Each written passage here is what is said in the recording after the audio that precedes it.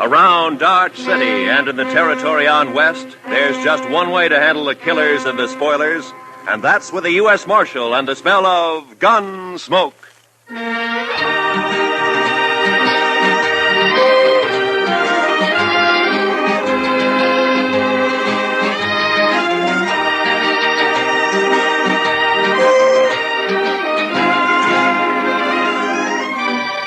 Gunsmoke, starring William Conrad. The story of the violence that moved west with young America. The story of a man who moved with it. Matt Dillon, United States Marshal.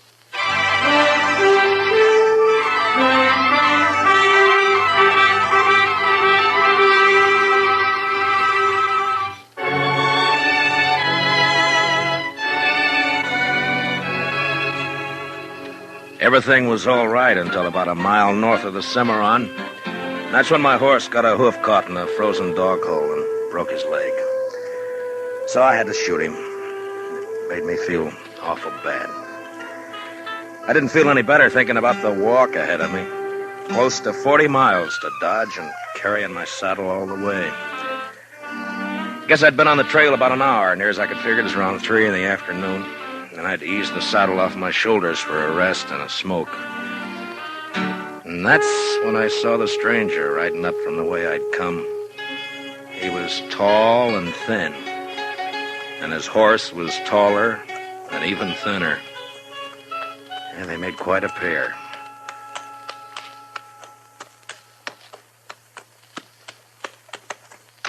Hi. How are you? You lost? No. My horse busted his leg a way back. I'm on my way to Dodge. Oh, that's your horse, huh? I saw it. Yeah. On your way to Dodge, huh? Yeah, that's right. You got any more of that tobacco? Yeah, sure. Here you are. Thanks. Thanks a lot. That's okay. Kind of a big walk you got ahead, ain't it? Kinda. It's going to be dark soon. You figure making camp? That's the idea. Uh-huh. Well, it's too bad. Yeah. Do you need any food? No, thanks. I got enough. Uh-huh. Well, I thank you for the tobacco. Sure. Anytime.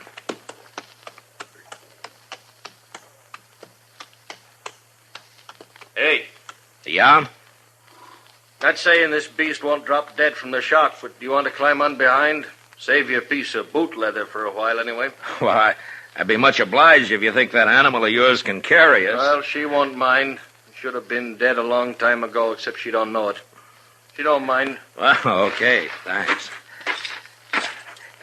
Here, will you hold my saddle till I get up, huh? Yeah, give it here. Yeah. All right. Can you manage the saddle? Yeah, give it to me. Yeah, I got it. Well, let's go. There. You heading for Dodge, too? Not in particular. Just north. Uh-huh. This beast'll do about 10 knots with the wind behind her, but we ain't gonna get more than 5 with this load. You ain't in no hurry, are you? Well, I was kind of hoping to get back tonight. It's Christmas Eve, you know. Oh, yeah, that's right, ain't it? Yeah. That backbone of hers sticking into you? Oh, no, it's okay. Thanks. Notice that tin do-jigger tied to you. You with the law? Yeah, I'm a U.S. Marshal. My name's Matt Dillon. That's so. I never seen a marshal on foot. Well, it happens sometimes. How is it you're down this way? Ain't it a mite off your course? Hmm? So you marshal down here as well as Dodge? No, I just took a prisoner across the Cimarron into Oklahoma territory. Turned him over to the Army there. Did, huh?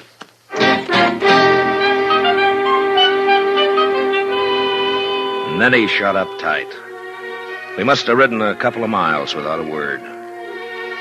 I got to thinking about Dodge and Chester, Doc, and Kitty, and the rest of them. You know, there's something pretty special about any place at Christmas time. The backbone on the stranger's nag was just about to split me in two when he talked up. My name is Cowley. Oh? Amos Cowley. Better heave to a spell. She's breathing mighty hard. All right, hold up. Yes.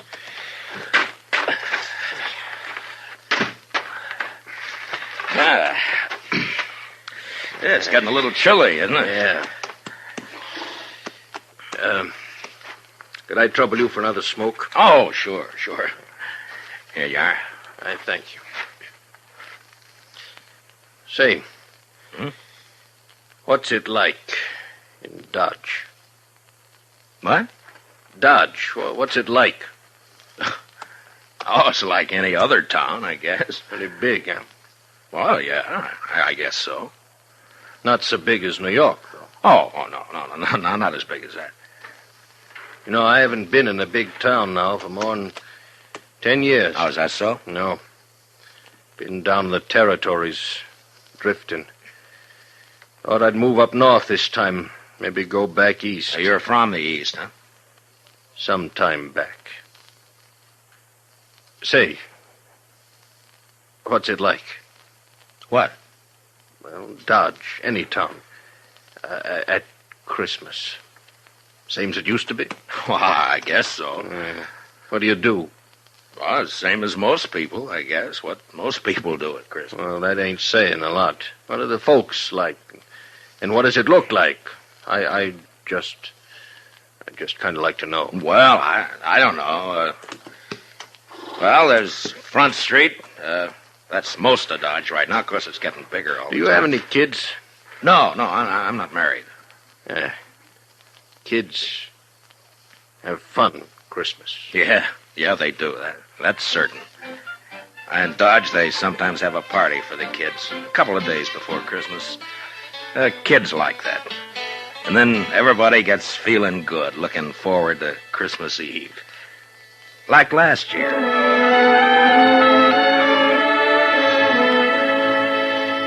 There was snow on the ground, but the sky was clear. You could even see the stars. I was going down the street to the Texas Trail to meet Doc and Chester. Chester, he's my deputy. Doc's a doctor in town. We had some work to do later on in the evening. You could see the light shining behind the curtained windows, and almost everybody had a sprig of holly berries hanging up. They got some from the east a couple of days earlier. I remember running into John Bumby. He's a kind of general handyman in Dodge. Never says much, but he sure had a lot to say that night.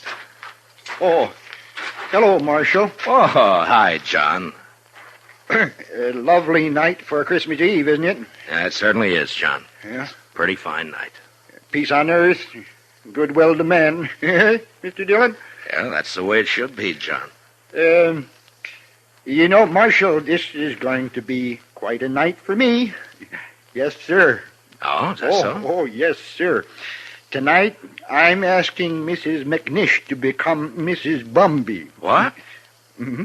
Why, John, I didn't know that. Oh, I know it's been a mighty fast secret, but I'm popping the question tonight. Well, I wish you a lot of luck, John. Hey, I'll tell you what. Come by to the Texas Trail later, and we'll have a drink on it. Oh, I will. I really will, Marshal. You're good and kind, Marshal. Good and kind. Merry Christmas, Marshal Dillon. Merry Christmas. Well, the same to you, John.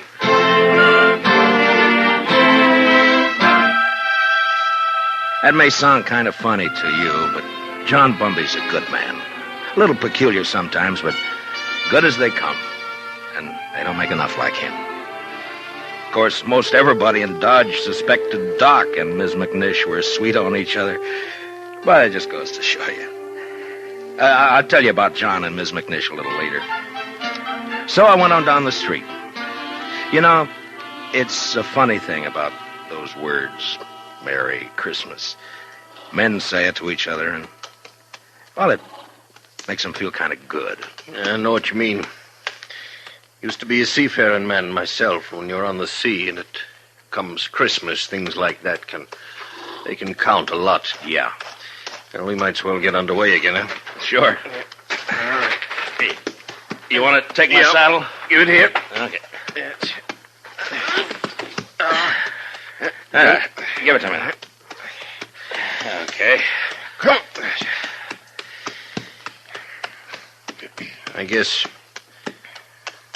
you'll miss it in Dodge tonight.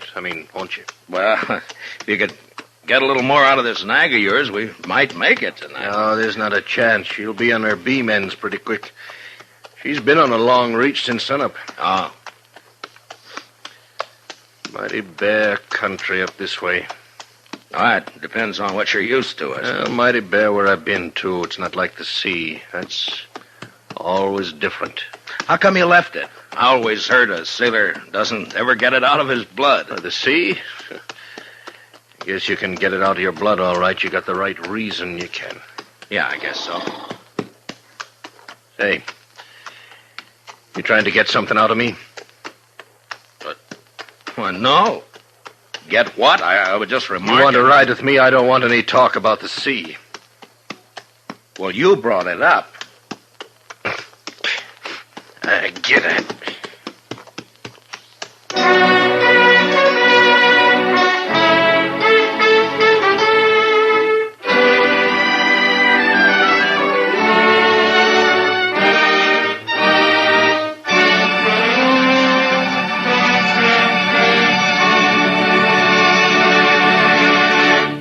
We will return for the second act of Gunsmoke in just a moment. But first, tomorrow night, Jack Benny and his whole fun-making gang make a personal appearance at a Long Beach, California Veterans Hospital. It's going to be a Christmas they'll never forget, as Benny and the bunch cut loose while they assist the folks at the hospital in trimming their Christmas tree. Be sure to join the fun tomorrow night on CBS Radio, when it's Jack Benny time all across America. Now for the second act of Gunsmoke.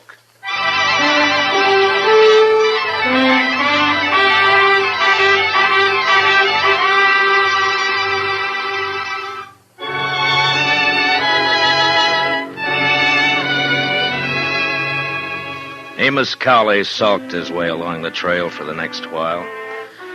And then it was almost like he couldn't stand the quiet. Or maybe he had things on his mind. He turned his head. Go on. What? Go on. Tell me some more. Oh, about Dodge? Yeah. Well, I don't know. Well, you try some more, huh? Well, they got a little pine tree in the Texas Trail. Tree? Yeah, come down a long way from the north. Kitty Russell, she's a hostess in the Texas Trail.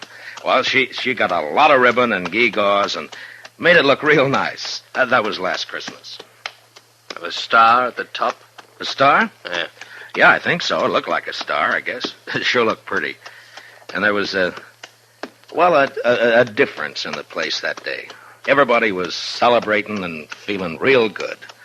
The doors would swing open and somebody had come in and, maybe somebody you just knew to nod at, but because it was Christmas Eve, he'd come right up and say, hello.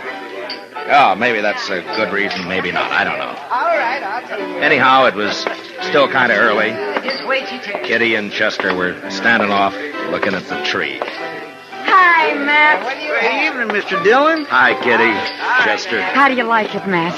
Christmas tree. That's Oh, that's real pretty. Only tree but one in the whole town. Yeah, Kate's got one over at the Alfaganza. Oh, well, I'll have to see it later. You're next. Where's Sam?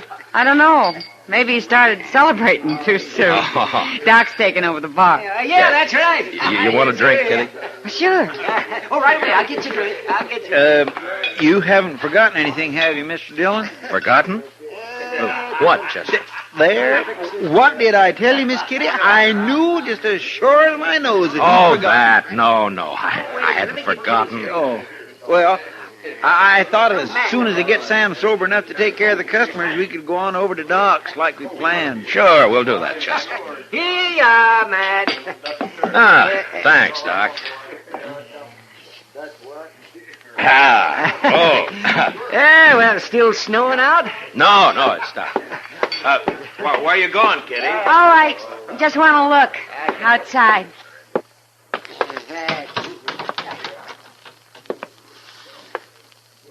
Ah, pretty.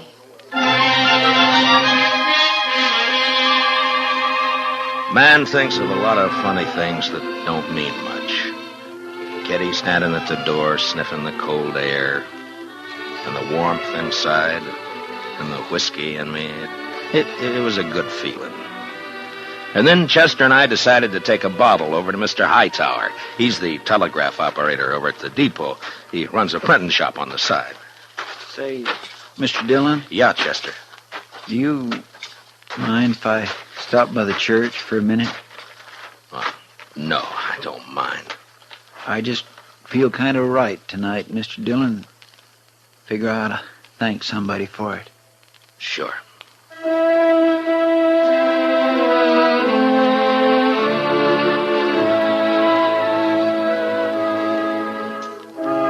So we stopped by the church. I've never been much of a man for church, I guess, but I went along with Chester. Wasn't anybody else there, just the two of us. Guess we sat for 10 minutes in that place. Chester a little way off with his head bowed. You know, there's a lot of peace in a church. Maybe it's the quiet. Maybe it's the good that people find in there. Whatever it was, it made a man feel glad about pretty much everything. I haven't been in a church since I don't know when. Oh, is that so? I heaved to. Well, she's becalmed again, mister. Okay.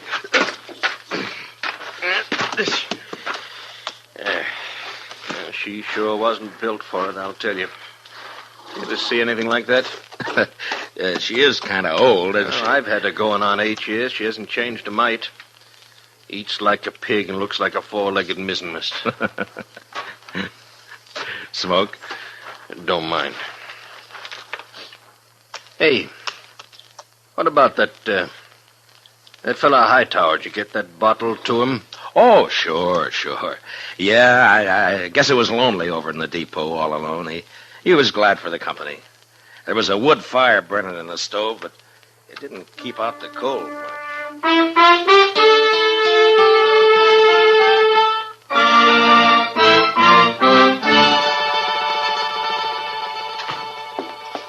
Well, how are you, gents? Merry Christmas. Well, how's it going, Mr. Hightower? Oh, slow, Marshal, slow. Bit of excitement about an hour back, though. That so? Yeah, 9:15 got stuck between here and Hutchison. Lots of snow back there. They getting her out? Oh, sure, they're trying, but I'm sure glad I'm not on it. It's going to be a cold night on that train. Well, it's kind of chilly in here, isn't it, Mr. Hightower? Any warmer, and I'm going to sleep. Well, say, we brought you over a bottle of Irish for company. Jameson's. Well, I declare I was just thinking about a tot before you boys come in. Now, that's real friendly. Will you have a drink with me? We sure will. Let's open her up, huh? A couple of glasses up on the shelf there, Chester. Get them down, will you?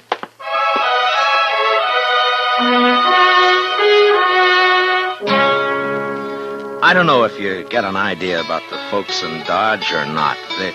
They're not any different than any other people, or the town either. I guess maybe it's a pretty small place at that. The depot, the hall, a few stores, a church, Doc's office, a Texas Trail, Alafraganza, my office. Not much, but it's where you live, you know? Sounds all right. I lived in a town once back east. Small. I know what you mean.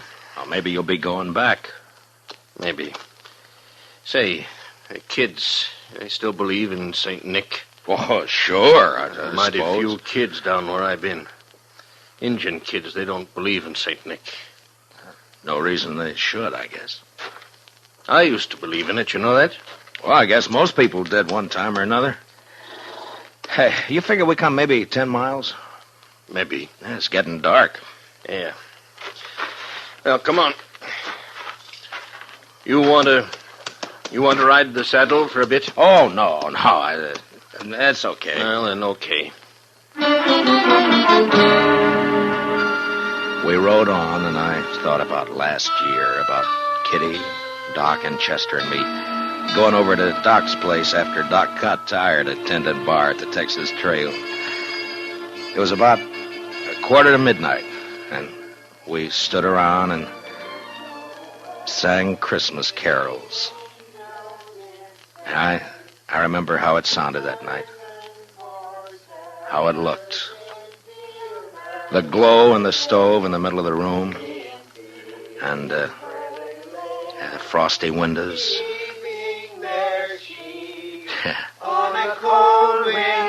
Yeah, it was Christmas Eve, all right. Was so deep. Noel, Noel, Noel, Noel.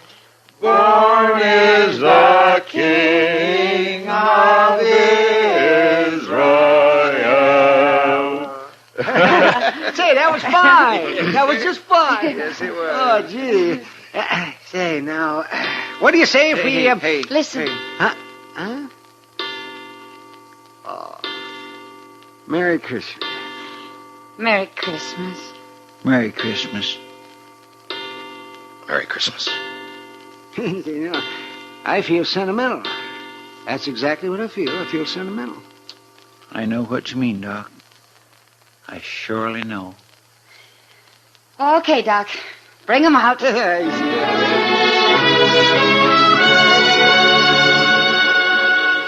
And I remember how Doc scuttled over to the bureau and brought out some packages.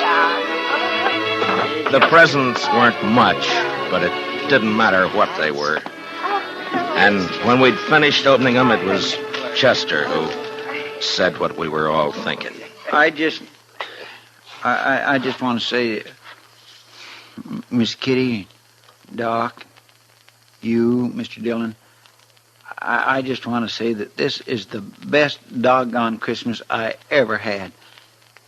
And that's what I want to say.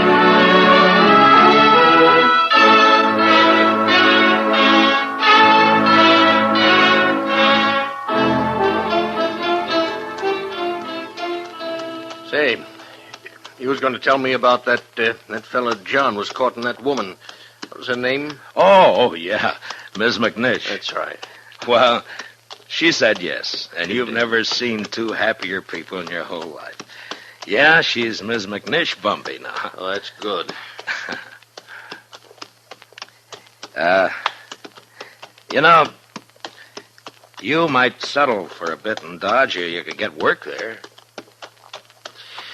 Sure would be fine if you could get back tonight, wouldn't it?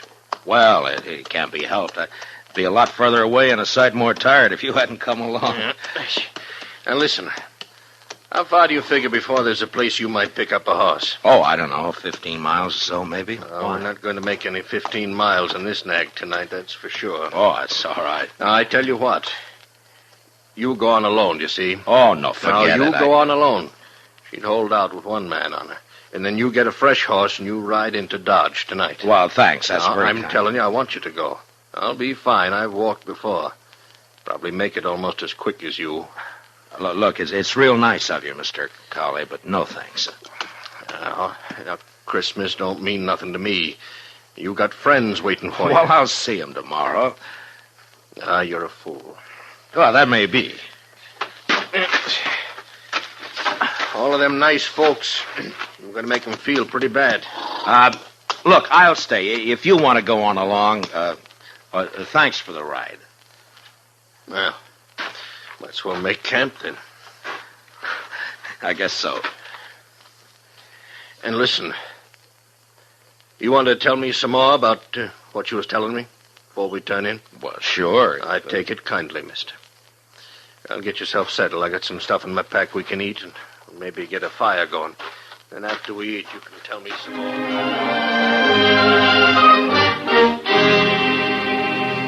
We made a fire and then shared what we had for supper. He seemed to soften up after that, and we talked for a couple or 3 hours. It was like he was starved for news of people, everyday things, and just plain company. And that's how we spent Christmas Eve together out on the plain. And then when the fire was dying down and I was about ready for sleep, he said, Marshal, Yeah? I want to tell you something. I've been needing to tell it for a long time. Do you mind? Well, of course I don't mind. Well, then I'll tell you. A few years ago, I was skipper of a little schooner. Used to sail up and down the East Coast, Boston, New York. Yeah.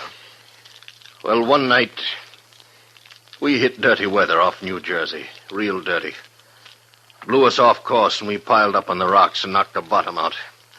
That's too bad. There was 18 passengers aboard, Marshal. 4 of them was kids. We never saw them again. No. And my own wife and my kid went down, too. I'm sorry.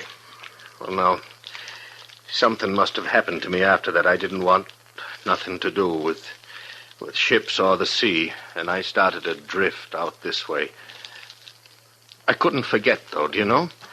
And I didn't want to be near folks, especially kids, to remind me, do you know?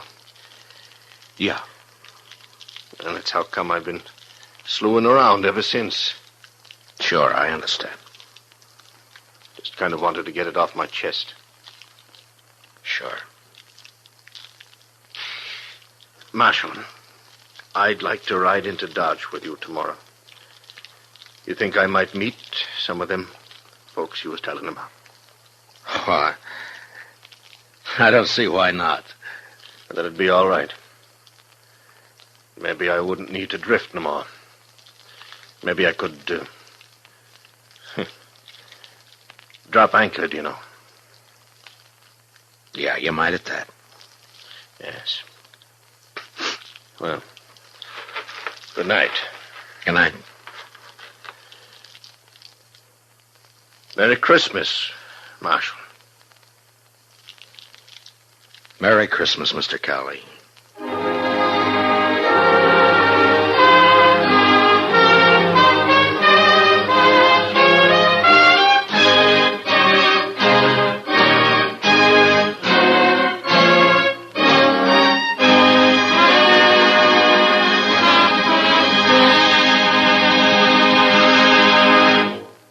Gunsmoke, under the direction of Norman MacDonald, stars William Conrad as Matt Dillon, U.S. Marshal.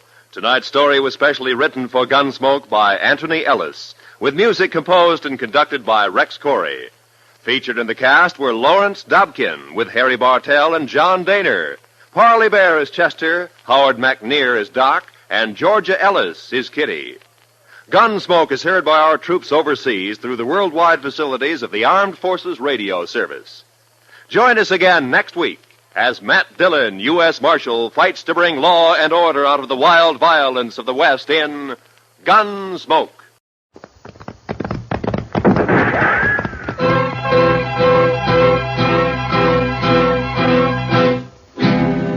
Around Dodge City and in the territory on West, there's just one way to handle the killers and the spoilers, and that's with a U.S. Marshal and the smell of Gunsmoke.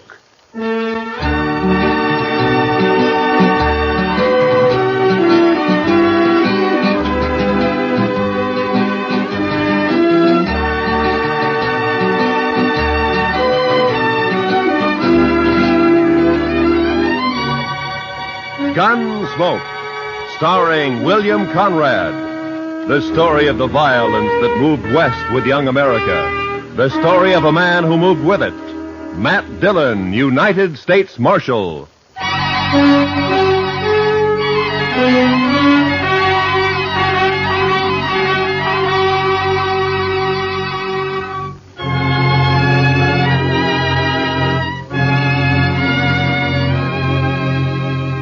It was over 100 miles back to Dodge, but I figured I could make it easy in a day and a half. I'd been in Hays City as a government witness in a murder trial, and I was anxious to get back. So I rode out of Hays one morning a couple of hours before light. The ground was clear as snow, but it was midwinter, and it was sharp cold. When the day came, there was no sun, only dark gray sky drilled by a high, cold, searching wind. The air was as thin as I could ever remember it being. And behind me in the north lay a great slab of blackness.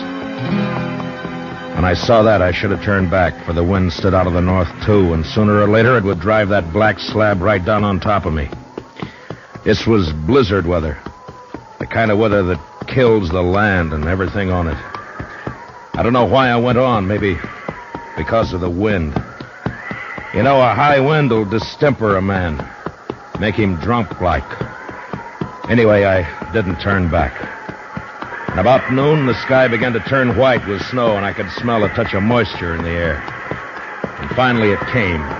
The sleet, shrilling in on the wind like small buckshot as the blizzard howled down the prairie. I couldn't look right or left without being stung blind, but as long as I kept the wind on my back, I knew I was headed south. 2 hours of this, and I could feel my horse slowing down and weakening under me. My own body stiffened with the cold. Men died when they got caught in a thing like this. They died easy. Another hour passed, and my horse was carrying his head close to the ground. I figured he'd stumble soon, so I kicked my feet out of the stirrups and braced myself against the horn. By now, the wind had really gotten into me. And when I saw the blur of a ranch house up ahead, I thought maybe it was a trick. But a few minutes later, we rounded a corner of the place and stood at last in the lee of the storm. I slid down and got up to the door and pounded on it. And I waited. Then I pounded again. Then the door came open, and the figure stood in the light. Who are you? Bring him in, Alvy. Any man out in that weather's been made harmless. Get inside. Out of the way, Alvy, you fool. All right, stranger, hands in the air. High. That's better. Unload him, Alvy.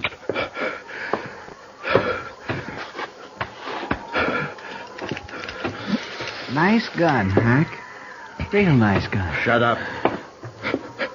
Now, take him down, stranger. You can come up to the stove now, but don't try nothing. I'll cut you in half with buckshot.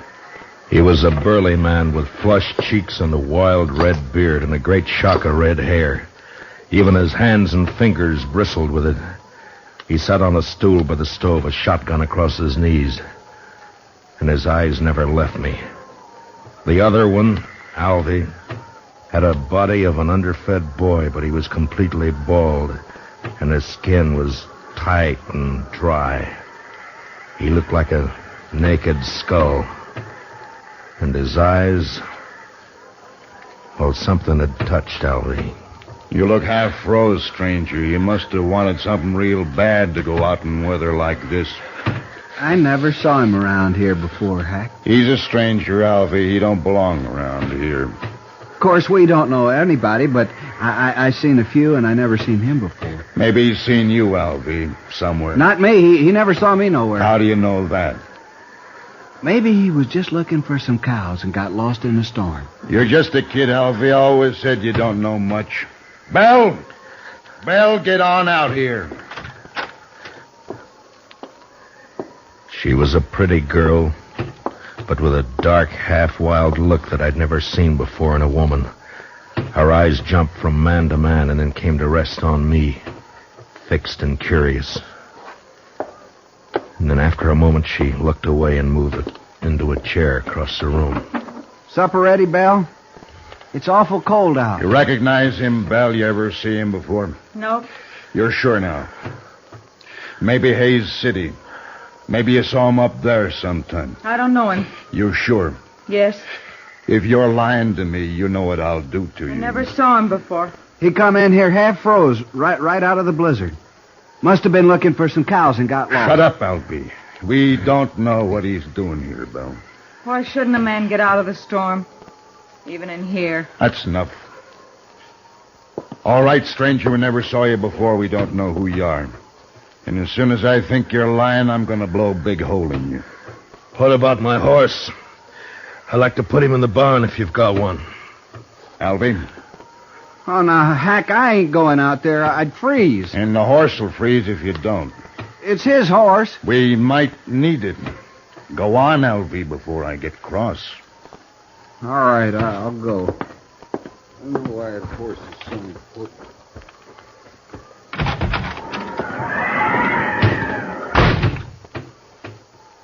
Elvie's a good boy. He'll put your horse up. Thank you. Supper's about ready. Leave it. I want to talk to our friend here first. Maybe we won't have to feed him. Potatoes will get mealy. They better not, that's all. I'm right curious about you, mister.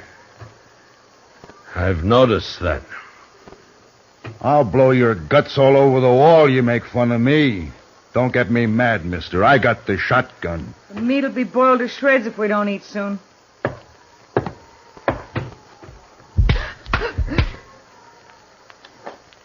You just won't understand any other way, will you, Bell? What is it you want to know about me? I can tell, mister, I can handle you easy now. What do you mean? All I got to do is wallop the girl and you'll talk. I don't have to do nothing to you. All right if I take my jacket off? I've warmed up now. I mind. You might have a gun hid out in there. He can raise his hands.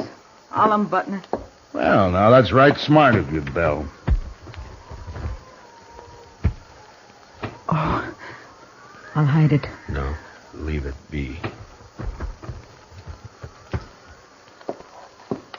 Belle. Come over here, Belle.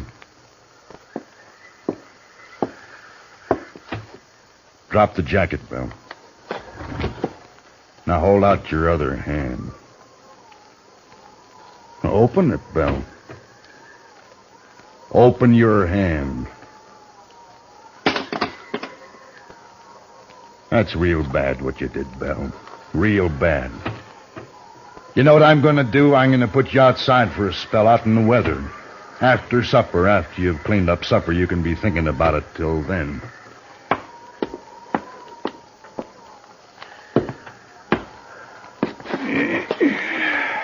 United States Marshal. You're in bad company, Marshal. You shouldn't have come here. Oh? It looks to me like I sort of struck gold coming here. Now, why do you talk like that, Marshal? I still got the shotgun. Let me hit that stove. Seems like it's getting colder and colder. You didn't see any sign of nobody outside, did you, Alvy? What? Who? Somebody might have come along to cover the marshal here, that's all. Marshal? What marshal? Me. I'm a marshal, Alvy. Shoot him, Hack. Shoot him. Shut up and answer me. Was there sign of another horse, footprints, anything like that? Oh, I didn't see nothing. Maybe you didn't look. Would I have walked in here the way I did if I'd been after you people? Maybe your head got muddled with the cold. Where'd you ride from, Marshal? Hayes City. Left there this morning. It was a fool thing to do with a blizzard coming up. Maybe.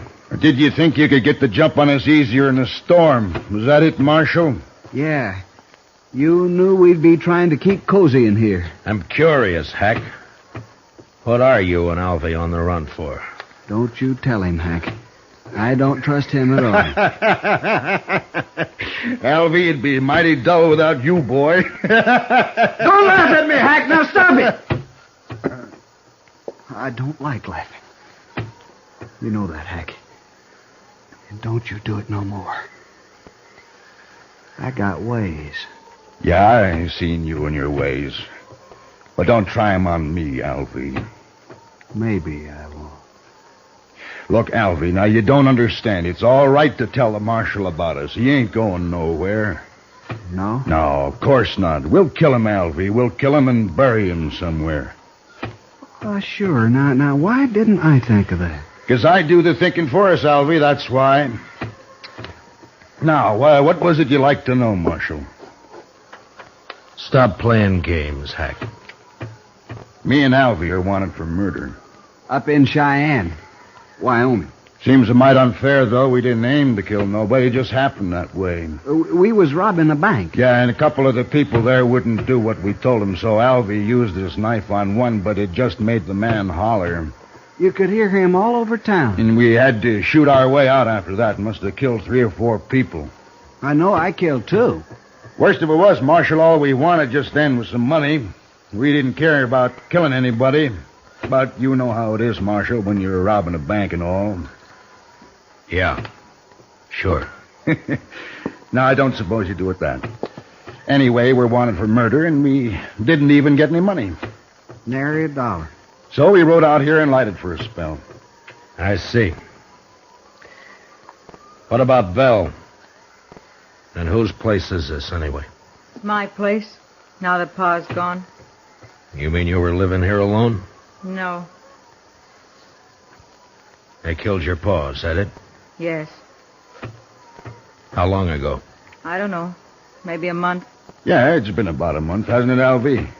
35 days. There, you see? Alfie always knows just how long everything's been. No, that's fine. Tell me what you do with him. Who? The old man. Oh, we buried him out back. Couldn't afford a funeral. Could we, Alvy? Hack, we told him that. Now let's shoot him. No, I've been thinking it over. People in Hayes City know he started for Dodge, and when he don't show up, they might come looking for him. But you said we'd bury him, Hack. That's what you said. Yeah, that's right, but we can't bury his horse, too. Not in this ground. It's froze solid. And if we turn the horse loose and they find it and can't find the marshal's body, then they'll suspect something. You're pretty smart, Hack. Too bad you don't know enough to stop killing people. Too bad for you, anyway. Well, what are we going to do, Hack? I'm getting hungry. That supper won't be fit to eat. Shut up! One more word out of you, Bella, and I'll whoop you good. Come on, Hack. I'm really hungry. No, listen to me, Elvie.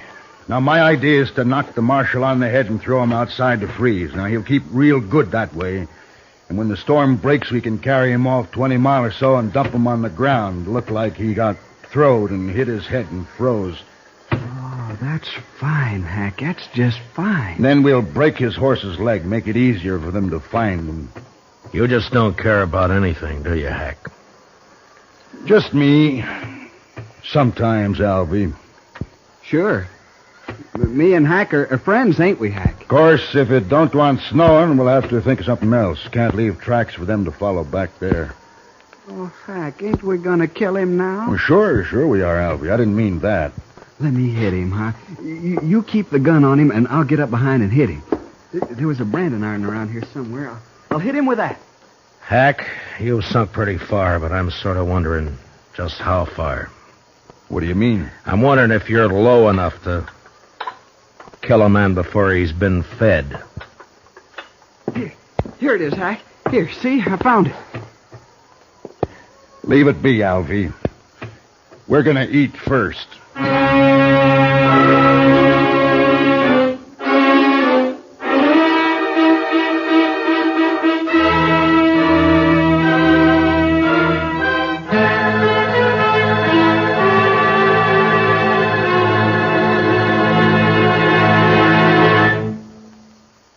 We will return for the second act of Gunsmoke in just a moment. But first, this Sunday night, Lionel Barrymore is your host and Joseph Cotton the star on Sunday Night Playhouse's gripping historic drama based on the life of Peter Marshall.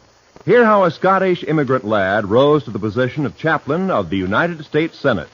A story you'll agree is far more fascinating than fiction. Remember, it's tomorrow night when Lionel Barrymore introduces another Sunday Night Playhouse on most of these same CBS radio stations. Now for the second act of Gunsmoke.